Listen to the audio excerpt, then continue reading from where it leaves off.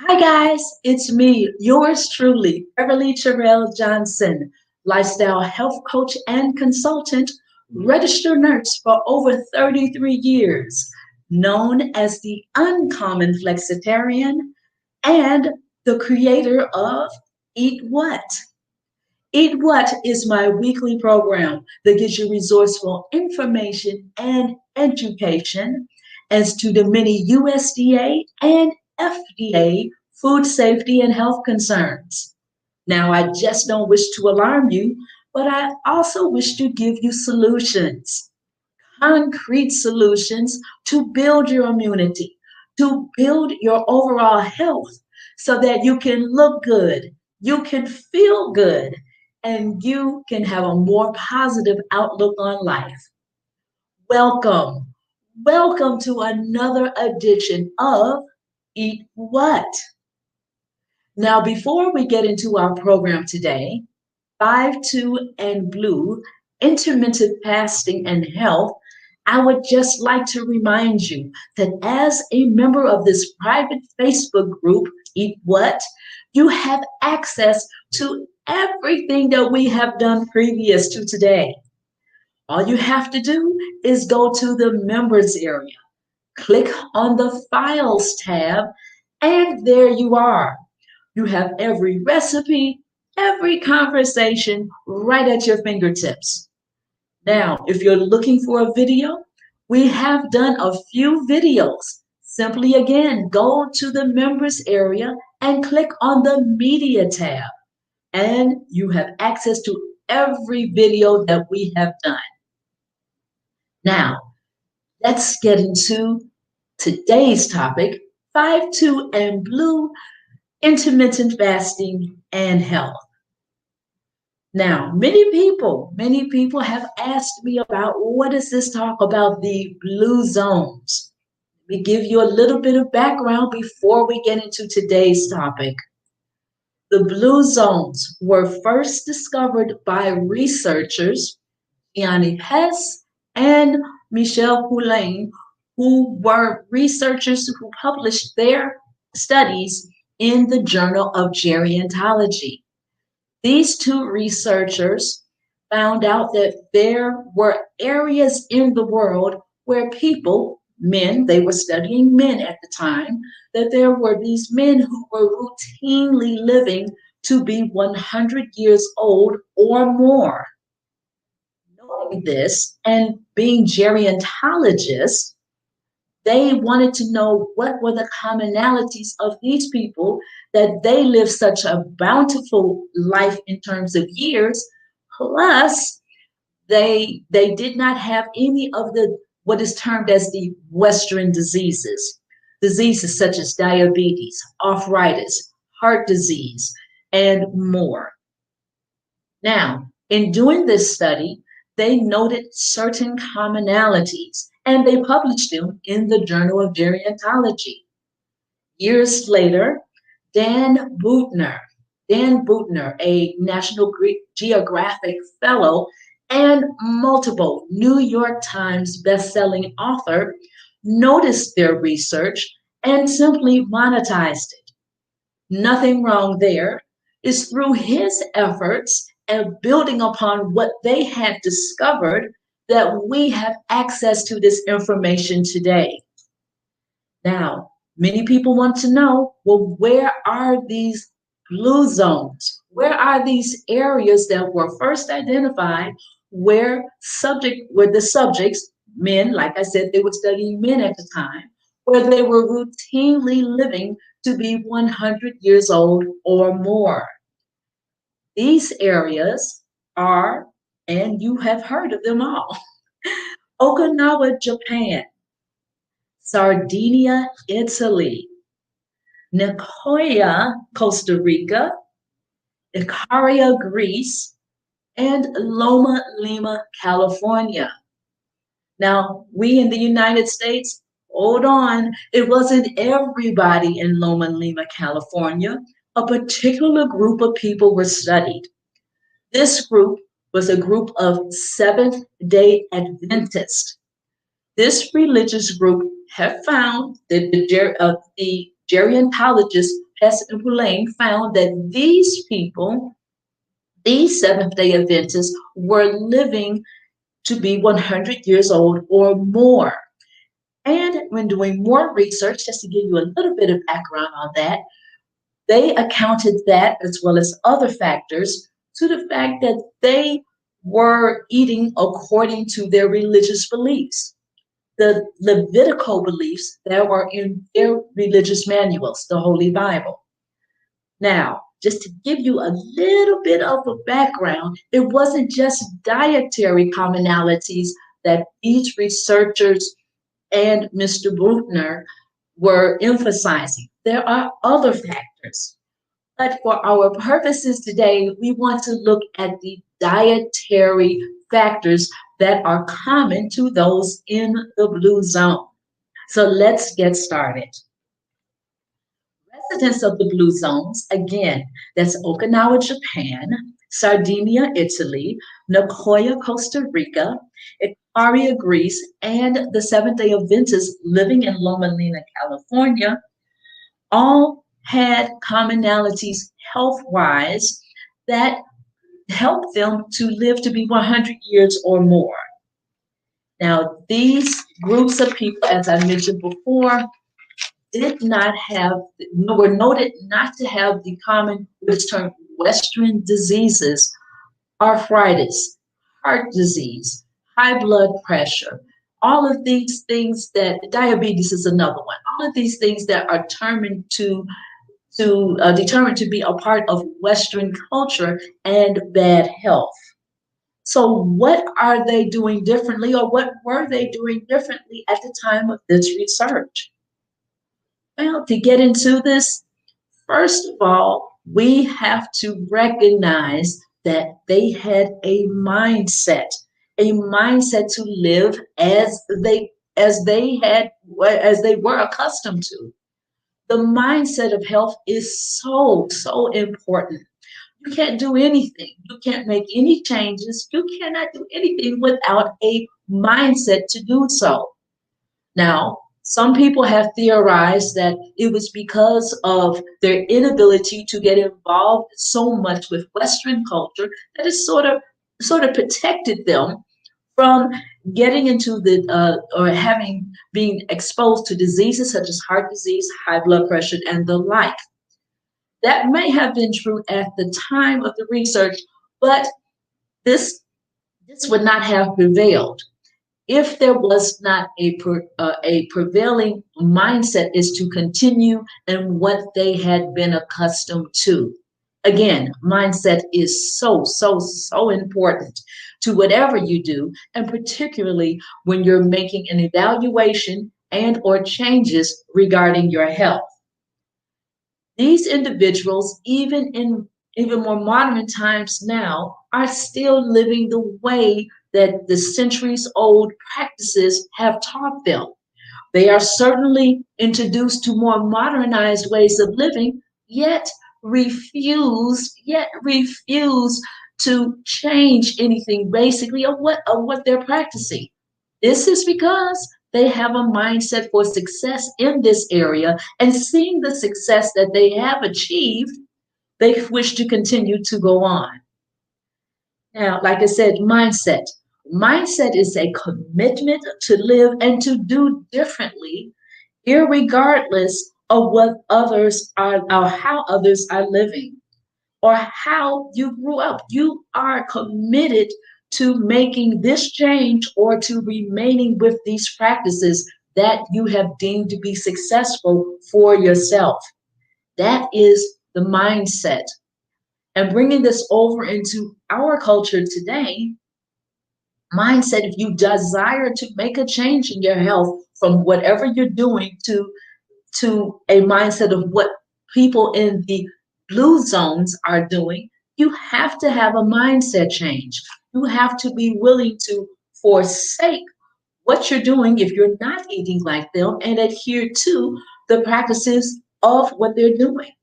If you're already eating as the persons and the inhabitants of the blue zones, then you might wish to increase or incorporate other practices, which we will discuss in future shows, and future programs of other practices of how they are living.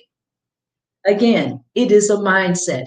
And when I always counsel clients, I always tell them, I always let them know that if you don't like your harvest, if you don't like what you're receiving, change your seed.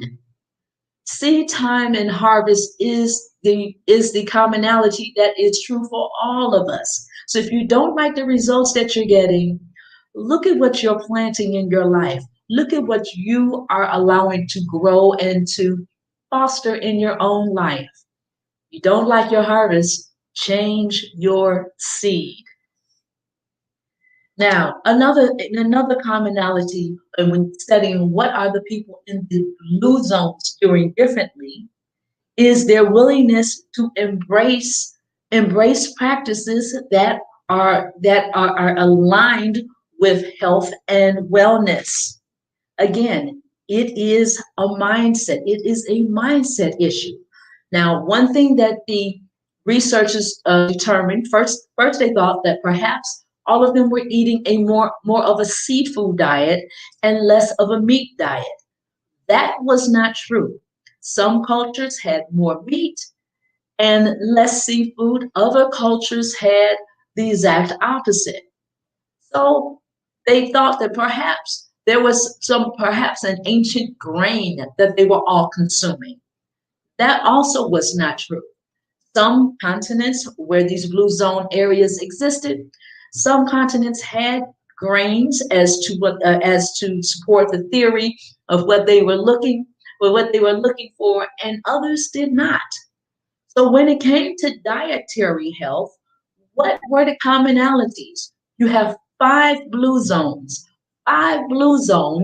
and not really, you can't really pinpoint and say that this group and that group or the other had one basic food that they were eating. That yes, and it is true. It is true. They all did lean more toward a plant-based lifestyle, but there was no particular plant on in any area in any blue zone that was common amongst all of them. So one thing that you can hold on to is that persons in the blue zones did adhere to a more of a plant-based lifestyle, which is what we discuss here. Some of us still eat some meats, therefore we're flexitarians, but the abundance of having a plant-based lifestyle was common to all inhabitants of the blue zones. Now, what else did they do? The researchers, Pest and Poulain, noticed that these inhabitants of the blue zone took care of their gut. That's right. They took care of their intestines. They took care of their intestinal health more so than anyone else living outside of these blue zones. And looking to modern science now, we can definitely agree that when you take care of your intestinal health, you take care of your entire body. You take care of your intestinal health, you take care of the health for your entire body. That is so true. Now, let's get a little bit into why this is so. Your your gut, your intestinal health is vitally important. Did you know or are you aware that the small intestine, which is directly attached to your stomach, your small intestine is only one cell thick, and that cell thickness is less than 1 millimeter? Are you aware of that? Well, that is true. That is so that the small intestine can be involved in absorbing and and receiving and absorbing all the nutrients that have been deposited in the stomach through your eating, and it can also distribute to the rest of the body all of the goodness that is there. The waste goes into the large intestine, which is made up of the colon, the rectal, and the anal canal. Now, this cell that is less than 1 millimeter thick is called the villi. villi. And it's very important that the villi receive the good from the stomach, the good from whatever you're eating, because this after the stomach digested, this is what is absorbed and then distributed to the rest of the body. So if you're not eating well, if you're not eating health, then the intestine can't do anything else but to disperse what it has received. Okay? Like I said, the villi are only one cell thick, and that cell is less than 1 millimeter in thickness. Now, when those persons in the blue area were eating, when they noticed that they were eating more of a plant-based diet than anywhere else in the Western world or anywhere else in the world, period, the researchers started to study why was this so, and they found out that the foods, the plant-based diet was when they found out the plant-based diet helped repair, not only nourish the body, but help repair the cells that were being damaged throughout the body. The not say the ingredients, but the substance that is found in plants not only feeds us and nourishes us, but it also restores us. Our cells are a great part of every part of our body, and cell restoration is very important for our overall health. So when they were eating a plant-based diet, they were not only giving themselves nutrients, but they were also restoring any damage that had been done, known or unknown, so that they can continue to live a fruitful and prosperous life. Now, this is how plant-based diets became more popular throughout the world. And just not eating any plants, but eating more of the raw, or not overcooking the plants and retaining the substance from these nutrients shown to be beneficial. Now, many clients, when they are in consultation with me, they have noted stories of individuals who have been in their family and they have some type of underlying disease, where they say, well, this disease spread to this part of the body, then that part of the body, and they just could not get a hold of their health. And of course, they wanted to know what possibly could have gone wrong. All I can say is, and I have diagrams in the members area underneath files, there's not a lot of room in your abdominal cavity. When you're thinking of your digestive tract, and going from your mouth all the way through the anal canal in your large intestine, there's not a lot of room. You have your stomach and your small intestine are directly attached. They're basically touching each other. And being that the small intestine is folded over on itself, and the large intestine as well, it touches many other major organs: your spleen, your kidneys, your liver, your bladder, your prostate, your ovaries, ladies. Everything is in that abdominal cavity. So if there is in modern medicine, we have determined all disease starts in the intestine. If there is disease, then it is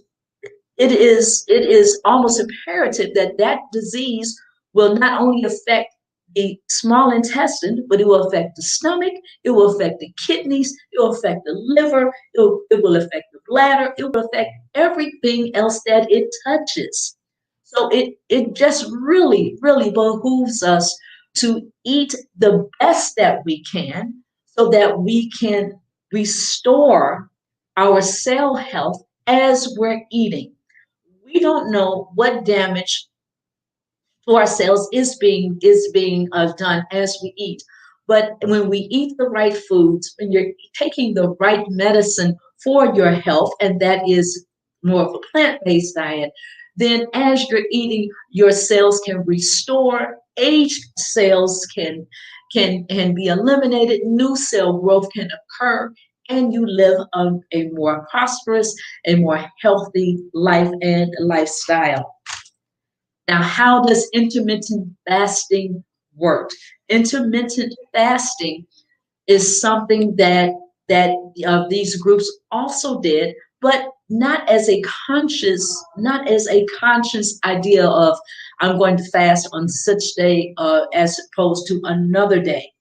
What was discovered is that those persons, those inhabitants in the blue zone, ate, but they're like I said, a basic plant-based diet, but then they did not eat every day as heavily as they did the previous day.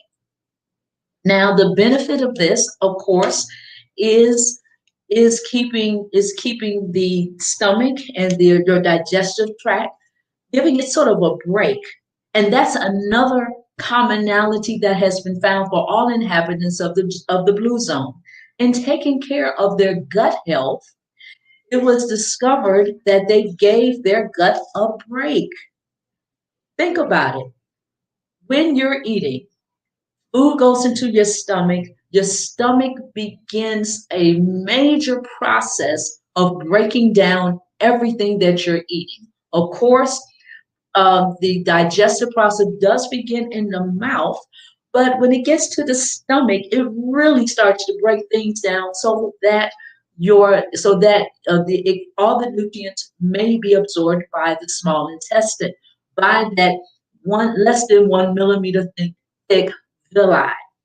So, and in doing so, it's working very, very hard. You put something else in your mouth, another hour or so later, or maybe 4 hours later, if you went to lunch or something like that, the stomach is working again, working very, very hard to break down all the nutrients, get it to the small intestine, so the small intestine can do its job in distributing nutrients to the body.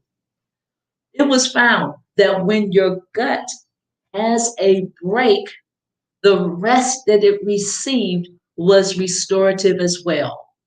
Our bodies are machines, but as with every machine and with our physical health as well, we all need a break.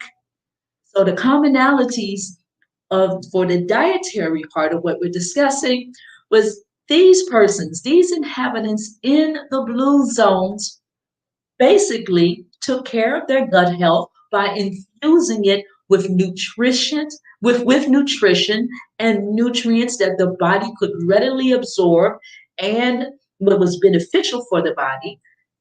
And they gave their guts a break. So, in giving your gut a break, how can you absorb all of this into your life? Well, two there are two major ways that I have looked at in doing my research. That there are two major ways that people give their guts a break. One method is called the 5-2 method, a method where you eat 5 meals and on two non-consecutive days. Like maybe you ate Friday, Saturday, Sunday, Monday, but on Tuesday and Thursday, you decided to eat less. You decided to eat noticeably less than you did the other 5 days, thus giving your gut a break. That is called the 5-2 method. There is also another method called the 16-8 method, where there is no eating for 16 hours and you eat for 8 hours. Well, there are many other ways that you can fast, but these are two main ways. And of course, I provided an article to give you a little bit of more information on the 5-2 versus the 16-8 method. So, in terms of intermittent fasting, those are two major methods, but let me tell you some of the benefits that can result from intermittent fasting. All righty? All right. So intermittent fasting improves your growth hormone secretion. And this does not mean that is when you're intermittent fasting, you're going to start growing more or developing more. No, that's not it. The growth hormone also helps your body heal, and it is needed for cell repair and particularly in the damaged or inflamed cells. So any cells that are on their way out, all cells have a lifespan. So any cells that are on their way out or any cells that have become damaged, they're going to need repair. And by intermittent fasting, this improves the growth hormone secretion, which helps repair the cells. This is also beneficial, this growth hormone secretion is also beneficial for diseases and conditions, including inflammation, such as inflammatory bowel disease conditions, multiple sclerosis, celiac disease, rheumatoid arthritis, and other autoimmune diseases. Now, intermittent fasting also improves your microbiome. And what is your microbiome? Your microbiome are some bacteria that are extremely responsive to fasting and beneficial to them. It is the belief that you can grow these bacteria continually so that you can reap their benefits. So the more healthy you eat, the more bacteria that is naturally in your gut that helps with digestion, it helps with overall health, the more of that will grow. Okay? Again, mentioning again about the villi, the thinness of the cell wall, less than 1 millimeter thick. When you are eating, your gut is always working. And I just want to remind you that while your gut is always working, you have to give your gut a rest. You have to give your gut a break. No machine continues on and on and on without showing signs of wear and tear and dysfunction after a long period of time. Every machine needs a break. Give your gut a break. Your gut does need rest. So, what are the major takeaways? And I hope this helps you helps you in your determination for fasting and for your overall health. What are some major takeaways? Some of your major takeaways are mindset.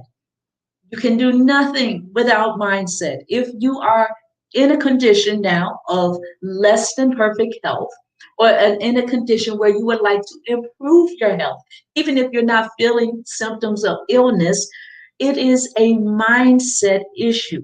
It is a mindset issue. If you are willing to vacate what you are doing and incorporate more of how these people were eating.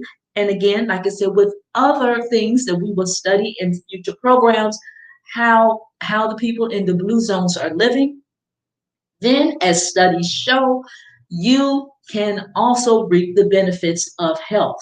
It is a mindset issue.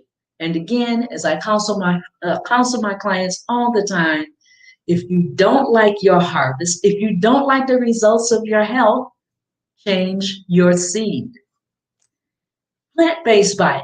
Plant-based diet. A plant-based diet is foundational to all groups found in the blue zones. Plant-based diet. So the better quality and the amount of plants that you are ingesting into your system, the better for you. And lastly, take care of your gut. Take care of your gut. Give your gut a rest. Overall, practice, I would suggest, if you, of course, going to your medical doctor, your doctor of osteopathy, your nurse practitioner, your herbalist, talk with them about the benefits of intermittent fasting and your health. Now, are there contraindications to fasting? Of course there are.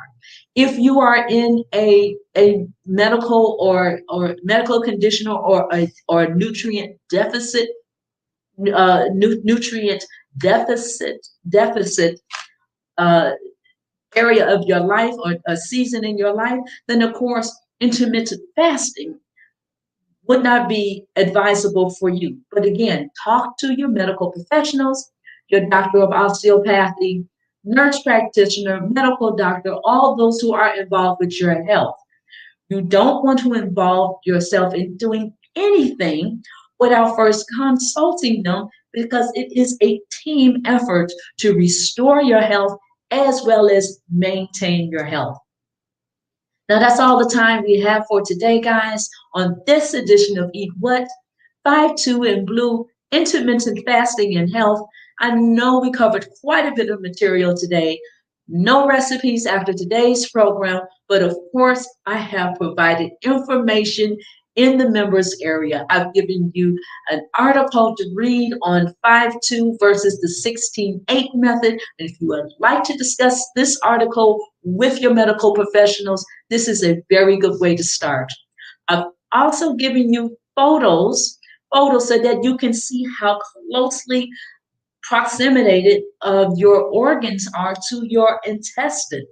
And when you have illness in one section of the body, how quickly it can spread to other major organs. There's not a lot of room in there, so it would behoove you to eat as best as you can, follow the regime and getting plenty of exercise and rest and other things that we will study and we continue to incorporate in these programs in Eat What. Until next time, guys, I'm wishing you peace. I'm wishing you joy. Always wishing you the best of health. Incorporate some of these practices. Take this to your medical professionals. See how you can live like the inhabitants of the blue zone. We'll talk more about blue zones in future programs.